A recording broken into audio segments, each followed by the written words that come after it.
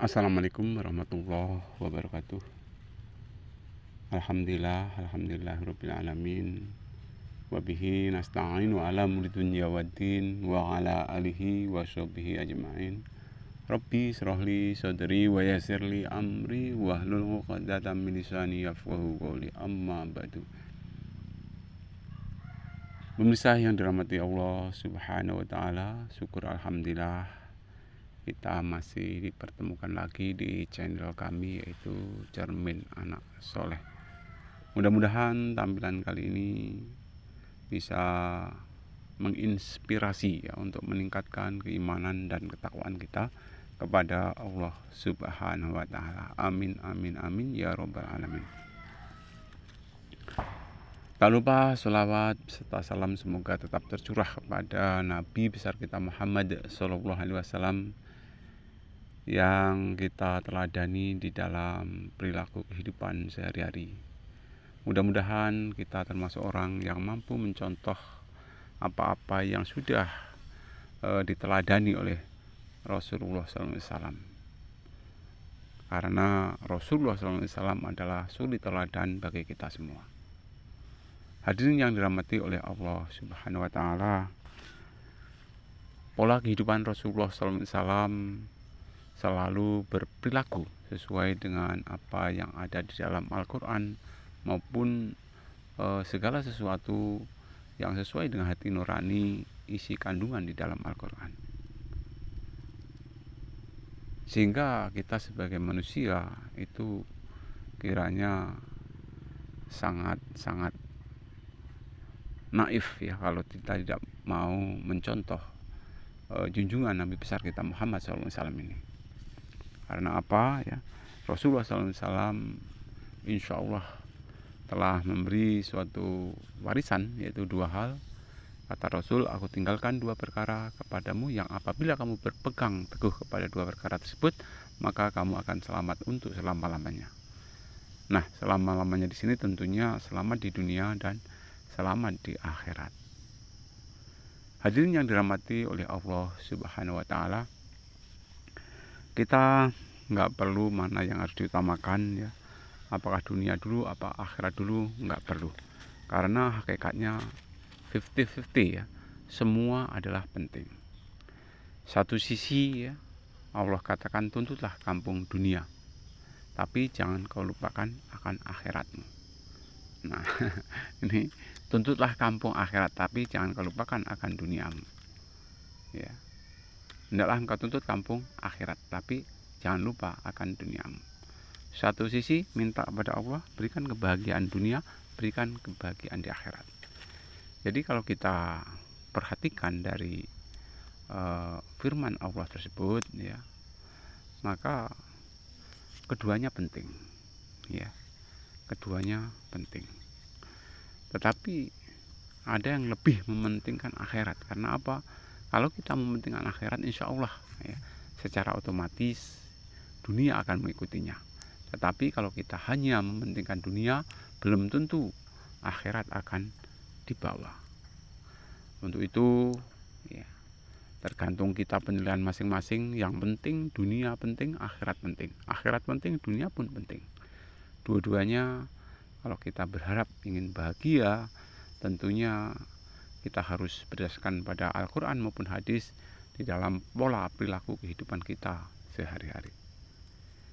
Bapak Ibu hadirin yang dirahmati oleh Allah Subhanahu wa taala, sebenarnya umat Islam ini ya, jangan sampai lepas dari rasa syukur kepada Allah Subhanahu wa taala. Karena walaupun bagaimana, kalau kita pandai mensyukuri apa yang menjadi nikmat dari Allah yang diberikan kepada kita, insya Allah kita nggak putus-putusnya ya, nikmat dari Allah Subhanahu wa taala itu akan ditambahkan kepada kita.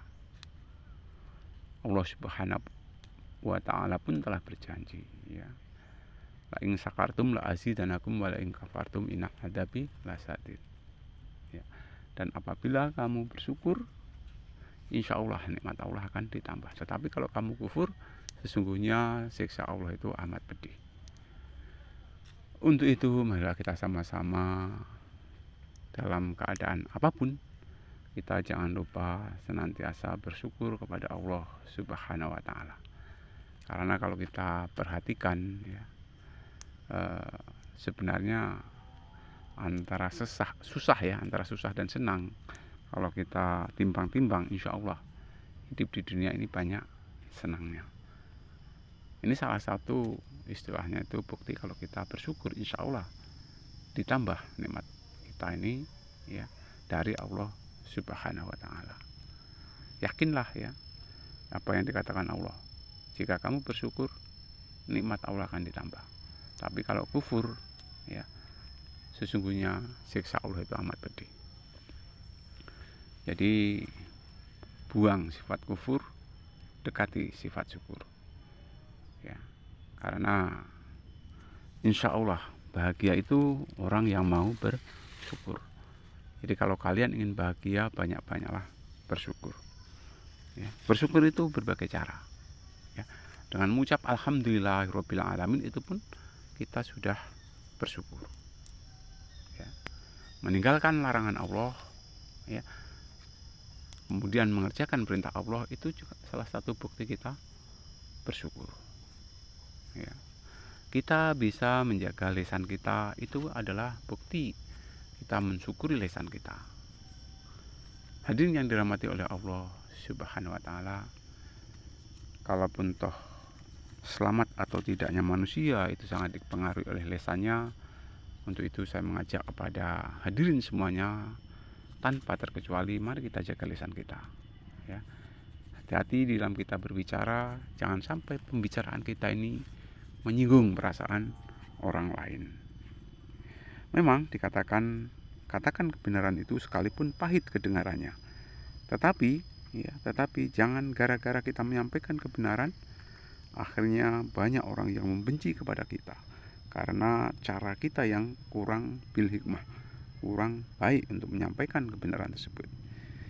Jadi katakan kebenaran itu sekalipun pahit kedengarannya, tentunya dengan cara yang arif, dengan cara yang bijaksana, dengan cara yang hikmah, dengan cara yang baik. Jangan sampai kita menyampaikan kebenaran jebret, akhirnya justru kita ini dikucilkan oleh masyarakat sekitar ya. Itu merupakan suatu hal yang kurang pas. Jadi apapun yang terjadi, kita berusaha tentunya berusaha ya, katakan kebenaran itu dengan sebaik-baiknya ya. Jangan sampai gara-gara kita menyampaikan kebenaran akhirnya semua orang benci kepada kita, jangan. Tetapi tuntunan Rasulullah SAW dengan cara yang arif ya, dengan cara yang bijak. Insya Allah kalau kita menyampaikan kebenaran itu dengan cara yang arif, dengan cara yang bijak, insya Allah ya, insya Allah nanti orang pun mudah-mudahan akan menerima kebenaran tersebut ataupun kebaikan tersebut. Perlu digarisbawahi bersama bahwa hakikatnya kebenaran itu adalah datangnya dari Allah ya, datangnya dari Allah. Untuk itu sampaikan kebenaran itu dengan cara bil hikmah. Al-haqqu min rabbikum fala takunanna minal mumtarin ya. Kebenaran itu adalah datangnya dari Allah. Untuk itu janganlah kita ragu-ragu untuk menyampaikan kebenaran tersebut, dan sampaikan kebenaran itu sekalipun pahit kedengarannya. Maksudnya di sini walaupun toh itu kelihatannya pahit, tetapi tetap kita sampaikan. Tetapi cara menyampaikannya itu seperti apa yang katakan tadi, dengan cara bil hikmah. Insya Allah semua orang akan maklum kalau kita mampu ya menyampaikan kebenaran tersebut dengan bil hikmah. Hadirin yang dirahmati oleh Allah Subhanahu wa Ta'ala, sifat syukur harus kita bawa ya, kapan dan dimanapun kita berada. Insya Allah dengan banyak-banyak bersyukur, insya Allah kita di dunia ini akan merasa bahagia ya. Jadi katanya dengan bahagia itu hakikatnya juga manusia ataupun orang yang pandai mensyukuri nikmat Allah Subhanahu wa Ta'ala. Bapak Ibu hadirin yang dirahmati oleh Allah Subhanahu wa Ta'ala, di samping kita berusaha ya, berlomba untuk menjadi orang yang pandai bersyukur, tentunya kita harus menjadi orang yang sabar ya, sabar. Karena bagaimana ya, innallaha ma'as-sabirin, sesungguhnya Allah beserta orang-orang yang sabar. Nah, untuk menjadi orang yang sabar tentunya ini melalui proses ya. Tidak semudah apa yang kita ucapkan. Kalau hanya ngomong sabar, semua orang bisa, insya Allah ya, bisa. Tetapi praktek di dalam kehidupan sehari-hari ya, di dalam kita berbuat sabar itu ya memang cukup sulit ya. Karena insya Allah dengan sabar itu dekat kepada iman, dekat kepada kebenaran, dekat kepada keadilan ya. Jadi kita harus ingat bahwa innallaha ma'as-sabirin, sesungguhnya Allah beserta orang-orang yang sabar ya. Maka dari itu wajiblah kiranya untuk kita ini menjadi orang yang sabar, karena dengan sabaran tersebut insya Allah ya kita akan dekat kepada Allah ya. Katakan tadi ya, innallaha ma'as-sabirin, sesungguhnya Allah beserta orang-orang yang sabar. Sabar dalam hal apa? Tentunya kesabaran di sini banyak alternatif ya. Diuji apapun ya kita tentunya bersabar ya, karena ujian Allah itu berbagai macam ya. Kebaikan itu juga ujian, kejelekan itu juga ujian ya. Mungkin ya ujian terhadap keluarga, ujian terhadap anak, istri, suami ya, dan juga ujian kepada tetangga ya. Kita dalam menerima ujian apapun yang sudah diberikan kepada Allah, tentunya kita harus bersabar. Sabar, sabar, dan sabar. Mudah-mudahan dengan kesabaran yang kita miliki, insya Allah ya, insya Allah kita lulus ya, dalam menerima ujian Allah Subhanahu wa Ta'ala, dan berikan kabar gembira kepada orang-orang yang sabar di dalam menerima ujian tersebut ya. Bagaimana caranya kita harus bersabar? Tentunya kita banyak-banyak ya istighfar ya, banyak-banyak istighfar ya. Sedikit-sedikit kita istighfar, sedikit-sedikit kita istighfar, pokoknya kita banyak-banyak istighfar ya, banyak-banyak memohon ampun kepada Allah. Sudah kita ketahui semua ya bahwasanya namanya manusia itu biasanya tempat salah, khilaf maupun dosa. Tapi dengan kita insya Allah banyak-banyak istighfar, insya Allah Allah Subhanahu wa Ta'ala akan mengampuni ya, akan mengampuni apa-apa yang sudah kita perbuat, mungkin kalau kita punya salah, khilaf maupun dosa ya. Jadi dalam istighfar itu juga sangat-sangat mujarab. Karena apa ya? Karena ada beberapa permasalahan ya yang dihadapi oleh zaman baginda Rasul dulu. Orang yang mengadu kepada Rasulullah dengan permasalahan 3 hal yang berbeda, kata Rasulullah ya, Rasulullah cuma mengatakan banyak-banyaklah istighfar ya. Kemudian ada lagi yang datang mengadu tentang permasalahannya, dia katakan banyak-banyaklah istighfar. Kemudian yang ketiga, permasalahan yang berbeda ya, Rasulullah juga mengatakan banyak-banyaklah istighfar.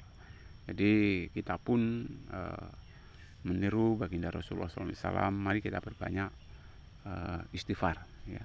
Mohon ampun kepada Allah Subhanahu wa Ta'ala di dalam keseharian kita, dalam segala tingkah laku perbuatan kita yang mungkin ya, banyak salah, khilaf maupun dosa.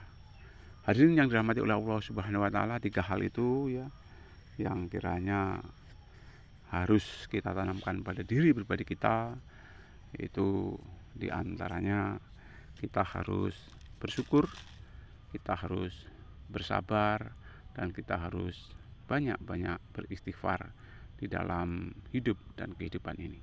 Mudah-mudahan kita semua termasuk orang-orang yang pandai mensyukuri nikmat yang sudah diberikan kepada Allah Subhanahu wa Ta'ala ya, yang diberikan oleh Allah Subhanahu wa Ta'ala kepada kita. Kemudian kita mudah-mudahan dijadikan orang yang sabar menerima semua ujian dari Allah, dan juga mudah-mudahan kita termasuk orang-orang yang senantiasa banyak istighfar. Karena dengan syukur, dengan sabar, dengan banyak istighfar, insya Allah membuat hati kita menjadi tenang membuat hati kita menjadi tenang. Ingatlah Allah dengan sebanyak-banyaknya, karena dengan mengingat Allah, hati akan menjadi tenang. Mungkin itu yang dapat saya sampaikan, lebih kurang saya minta maaf. Saya akhirnya, assalamualaikum warahmatullahi wabarakatuh.